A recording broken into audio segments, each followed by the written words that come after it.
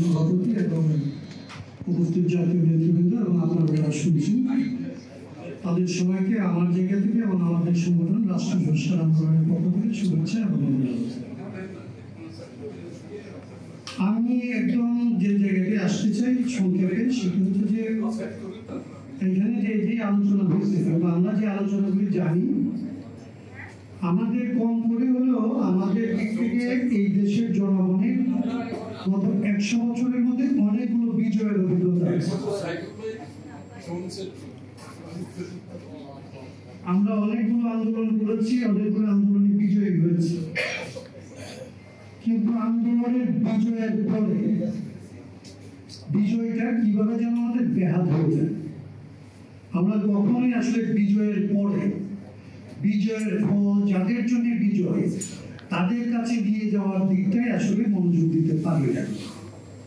আমার কাছে মনে হয় আমাদের এইখানে যারা আলোচনা করছেন এবং যারা আসলে শুনছেন তাদের আসলে আমাদের এইবারের বিজয়ও যদি ব্যাহত করতে না চাই, যেটা অধিকাংশই এখন পর্যন্ত মনে করছেন যেটা ব্যাহতের দিকে চলে গেছে প্রায়, এটাকে রক্ষা করা প্রায় কঠিন, তারপরেও যদি এটাকে আসলে এটাকেও ব্যাহত করতে না চাই বা ভবিষ্যতে কেউ কেউ তো এবার এখানে বলেছেন যে 24-এ যেটা হয়েছে এটা দিয়ে হবে না, আবার 25-এ করা লাগবে, তারাও যদি আসলে করতে চান তাহলে আমার কাছে মনে হয় যে এই ব্যাহত হওয়ার পথটা নিয়ে বিজয়ী হওয়ার পথের চাইতেও ব্যাহত হওয়ার পথ নিয়ে বেশি মনোযোগী হওয়া দরকার, যে ব্যাহত হওয়ার পথগুলোকে কিভাবে আসলে ঠেকিয়ে দেওয়া যায়।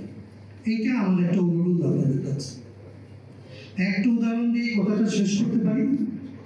নির্বাচন নিয়েই কথা হচ্ছে সবচেয়ে বেশি, আর এটা খুব স্বাভাবিক, কারণ এখানকার মানুষ দীর্ঘদিন নির্বাচনের জন্য লড়াই সংগ্রাম করেছে এবং আমাদের এখানে তো আমরা নির্বাচনের একটা দলে একটা সংস্কার তো আমরা করছিলাম যে এই যে সাংবিধানিক ক্ষমতা কাঠামো 72 সালের সংবিধান কিংবা সংশোধিত যে সংবিধান, এই সংবিধানের মধ্যে ক্ষমতাটা যেভাবে থাকে, দল যেভাবে আসলে নির্বাচনটা পরিচালনা করে আমরা এই পথে নির্বাচনটা করব।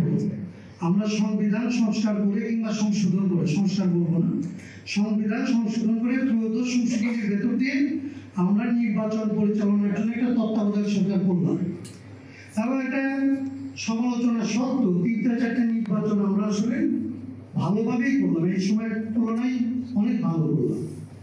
কিন্তু আপনি দেখেন যে এই যে করলাম আমরা সেটা আমাদের ব্যাহত হয়ে, যেটা আমরা অর্জন করার জন্য আমরা নূর হোসেনের কথা বলি, 90-এর আন্দোলনের কথা যদি বলেন তাহলে যত শহীদ আমাদের ছিল, তো সমস্ত শহীদদের যে অর্জন এইটাকে হাইকোর্ট সুপ্রিম কোর্টের কয়েকজন বিচারপতি আর পার্লামেন্টের কয়েকজন আসলে সংসদ সদস্য একজনের পরে একজন এটাকে বাতিল করে দেবে। আমরা আবারও ধরেন এইবারও নির্বাচনের ব্যাপারটা একটা ফয়সালা করব, আমরা কি এইরকম একটা ব্যবস্থা একটা ফয়সালা করব যে আবার কোন একটা বিচারকের মনে হইল কিংবা কোন একটা দলের মনে হইল তারপরে অধিকতর গণতন্ত্রের কথা বলে যারা রক্ত দিয়ে এটা প্রতিষ্ঠা করলেন তাদের কারোর সাথে আলাপ না করে এটাকে আবার বাতিল করে ফেলতে পারে? এইরকম পরিবর্তন কি করবো আমরা সংবিধানে?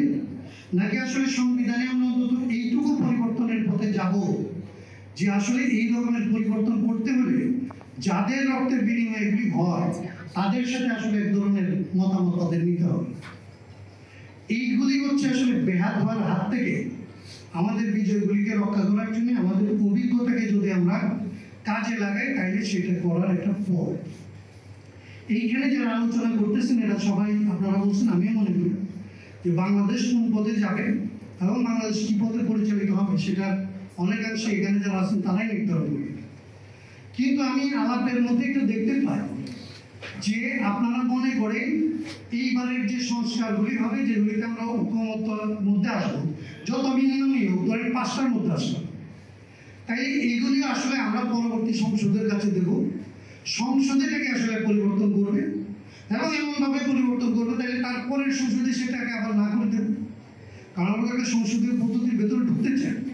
তাইলে আমরা কি এটা রাখবো নাকি আসলে এটা ব্যবস্থাটা আলাদা করবো? আমাদের জায়গা থেকে আমরা অনেক আগে থেকে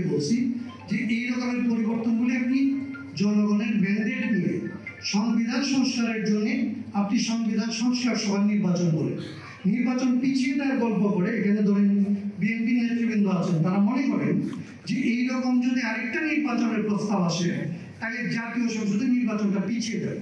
আমরা বলি যে না, 1970 সালে দুইটা নির্বাচন বাংলাদেশে একসাথে হয়েছিল। 1970 সালের যে নির্বাচন, এটা কনস্টিটিউয়েন্ট অ্যাসেম্বলি নির্বাচন ছিল, এট দ্য সেম টাইম এটা জাতীয় সংসদ নির্বাচন ছিল। যে জন্য 10 এপ্রিল আপনাদের যে ঘোষণাপত্র, সেই ঘোষণাপত্র যখন দেওয়া হয়েছে তখন তারা বলছে যে আমরা গণপরিষদের সদস্য, আমাদের একটা সংবিধান বানানোর জন্য বসার কথা ছিল, আমাদেরকে বসতে দেয় নাই, যুদ্ধ শুরু হয়েছে, এই জন্য আমাদেরকে আসলে করতে হচ্ছে। এখন এইবারও এটা করা সম্ভব, এবং এখন এটা করা সম্ভব। এই জায়গাগুলি নিয়ে আমাদের বক্তব্য ভুল হইতে পারে, কিন্তু আমরা এটা চাই যে এটা নিয়ে আলাপ করবো। আমরা চাই যে আপনারা এই প্রস্তাবটা নাকচ করে দেন, আলাপের ভেতর দিয়ে নাকচ করে দেন, কিন্তু আলাপ করবেন না, মনে করবেন যে সংসদেই সব। আমরা যে কয়টা ফেয়ার ইলেকশন করছিলাম তত্ত্বাবধায়ক সরকারের অধীনে, তখন তো নির্বাচনগুলি আজকের মতো ছিল না, কিন্তু তখনকার নির্বাচিত সরকার কি জনগণের আকাঙ্ক্ষা বাস্তবায়ন করছিল? তখনকার নির্বাচিত সরকার কি গণতান্ত্রিক হয়ে গেছিল? তাহলে গণতান্ত্রিক সরকার হওয়া কেবলমাত্র নির্বাচিত সরকারের উপর নির্ভর করে না। নির্বাচিত সরকার একটা শর্ত, কিন্তু সরকার যে পথে পরিচালিত হয়, যে সমস্ত আইন দিয়ে পরিচালিত হয়, যে সংবিধান দিয়ে পরিচালিত হয়, সেইটা গণতান্ত্রিকতার নিশ্চয়তা দেয় কিনা সেটা একটা শর্ত।